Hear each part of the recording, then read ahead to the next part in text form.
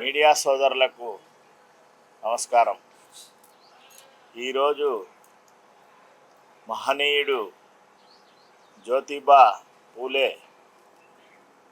199వ జయంతి సందర్భంగా Chikkadpally BC political front కార్యాలయంలో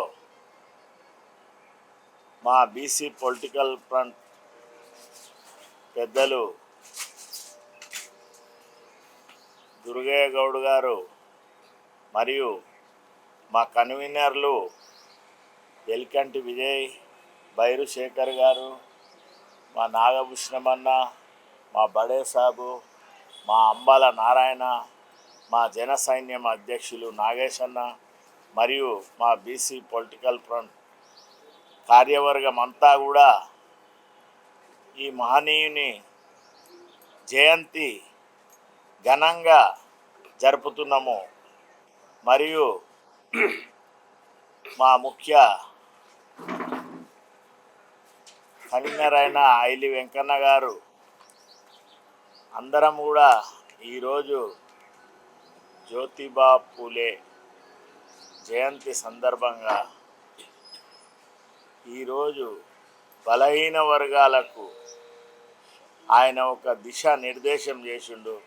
ఎందుకంటే చదువు అనేది జీవితంలో అదొక ముఖ్యమైన భాగం.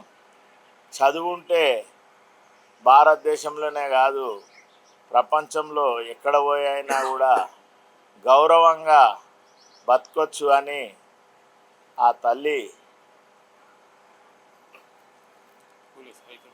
సావిత్రిబాయి పూలే గారు మహిళలకు చదివిపియాలనే అగ్రవర్ణాలలో ఎంతమంది ఇబ్బందుల పాలు చేసినా కూడా ఆమె మహిళలను దినదినము చదువు దిశగా ఎంతో కష్టపడి అవమానాలకు గురి అయి కూడా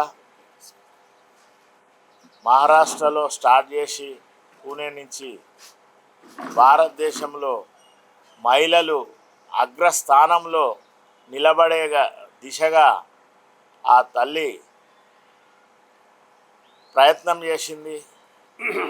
జ్యోతిబా పూలే గారు ఆయన సత్య శోధన సంస్థ ద్వారా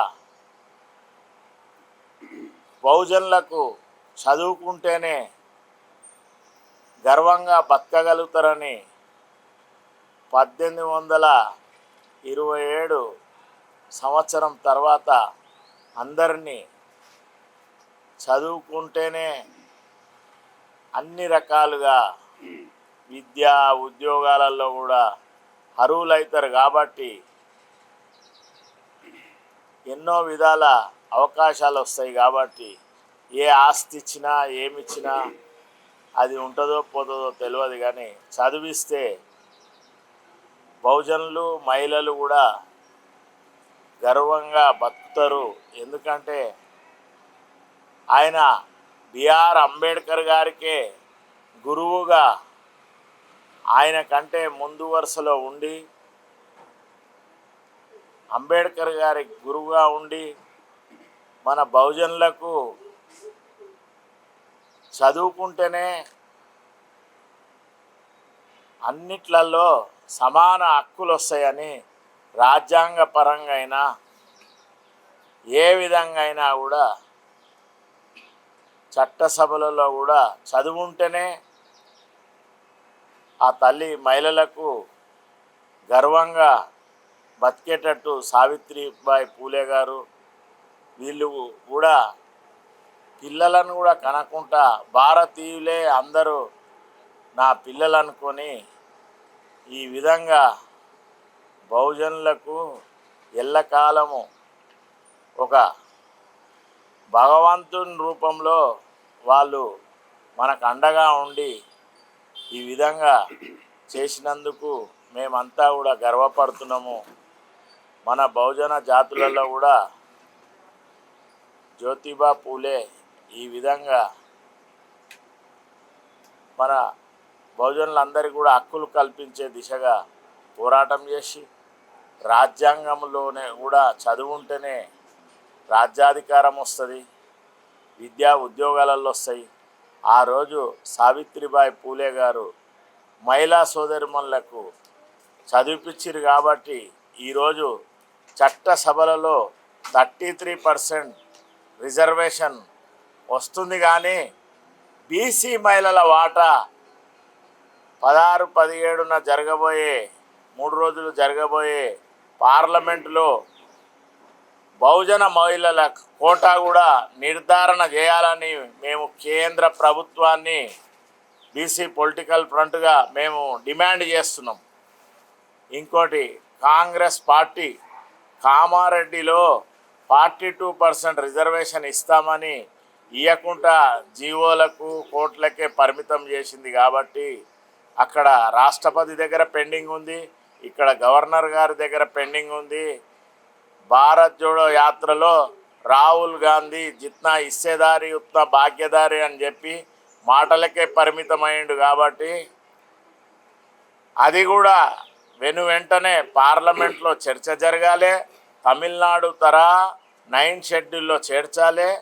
చేర్చినప్పుడే పూలే గారి ఆశయము ఆ రోజులలో చదువుకి ఇంపార్టెంట్ ఇచ్చి చైతన్యవంతులను చేసిన చరిత్ర జ్యోతిబా పూలే గారిది. కాబట్టి ఆ తల్లి సావిత్రిబాయి పూలేనేమో మహిళలకు చదువు ఉండాలని చేసింది. కాబట్టి ఈరోజు 33% రిజర్వేషన్ చట్టసభలలో వచ్చే విధంగా కూడా ఎన్నో 100 సంవత్సరాల పూర్వమే ఆ తల్లి కలలు కన్నది. కాబట్టి ఆ కళ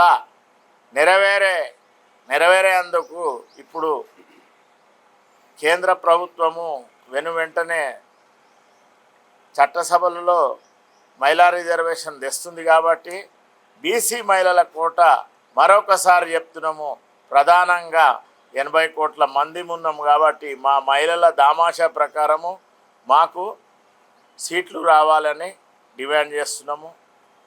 ఈ వేదిక ద్వారా మా మిగతా బీసీ పొలిటికల్ ఫ్రంట్ సోదరులందరూ కూడా ఇంకా అన్ని విషయాలు చెప్తారు.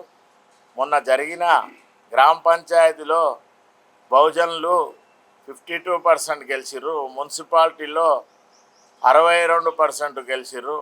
అదేవిధంగా తెలంగాణ రాష్ట్రంలో ఈ విధంగా పూలే గారి ఆశయము బహుజన రాజ్యం ఏర్పడాలంటే మనమందరం కూడా ఐకమత్యంగా ఉండాలి. తెలంగాణలో బహుజనులు చాలా రాజకీయంగా వెనుకబడి ఉన్నారు. కాబట్టి తెలంగాణ రాష్ట్రంలో బహుజన రాజ్యం ఏర్పడితేనే జ్యోతిబా పూలే, సావిత్రిబాయి పూలే గారి ఆశయం నెరవేరుతుందని మీ ద్వారా తెలంగాణ ప్రజలకు తెలియజేస్తున్నాను. ఈ అవకాశం ఇచ్చిన మా బీసీ పొలిటికల్ ఫ్రంట్ కార్యవర్గానికి అభినందనలు తెలియజేస్తున్నా. సంతోషంగా ఈరోజు పూలే గారి ఆశయం నెరవేరాలని కోరుకుంటున్నాను.